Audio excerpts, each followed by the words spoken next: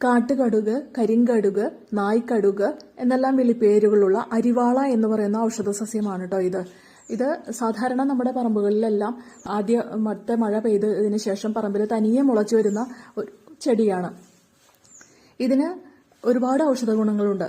2 തരത്തിലുള്ള പൂക്കൾ ഉണ്ടാവുന്ന അരിവാളകളുണ്ട്. ഒന്ന് മഞ്ഞ നിറത്തിലുള്ള പൂക്കൾ ഉണ്ടാവുന്നതും മറ്റേത് വയലറ്റ് നിറത്തിലുള്ള പൂക്കൾ ഉണ്ടാവുന്നതും. ഇതിന് വലിയ ആളുകൾക്കുണ്ടാവുന്ന മുട്ടുവേദനയ്ക്ക് ഔഷധമാണ് ഈ അരിവാള എന്ന് പറയുന്നത്.